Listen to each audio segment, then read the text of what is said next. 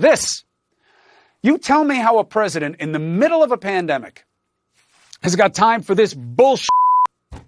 Are you kidding me?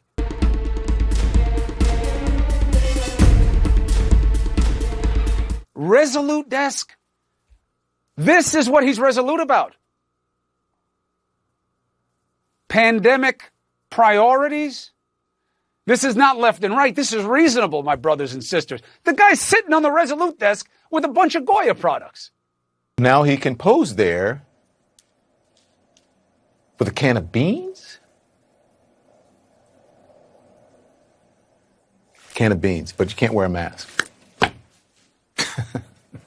President Trump and his daughter Ivanka are supporting Goya Foods, which is now the target of a boycott launched after the CEO heaped praise on the president. Both Trumps posted pictures of themselves with various Goya food products, appearing to endorse the brand. It is a law where people cannot use their platform, cannot use their jobs, their government-paid jobs, to help any sort of brand or any company. It is a law. She has broken ethics, she's broken regulations, she's broken a law by doing that. The president's daughter may have violated the Department of Justice's misuse of position rules that state that the executive branch titles, quote, should not be used to endorse any product, service, or enterprise.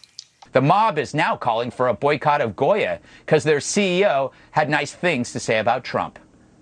We're all truly blessed at the same time to have a leader like President Trump, who is a builder. We pray for our leadership, our president, and we pray for our country. When he speaks and says that the president is a great leader, he is referring to himself not as a Latino, but as the fact that he belongs to that 1% of billionaires, and that he's so disconnected from the reality, not just of millions of Latinos around the country, but of Americans in general as a whole. If you want to be the Goya chairperson and CEO and talk about how fantastic Trump is, knowing Trump's stance on immigration, then there are going to be a lot of immigrants that aren't going to be buying Goya, Sazon, and Adobo products, myself included. The question really is why the head of one of the richest Spanish-American families would be willing to risk his company's future by siding with this president.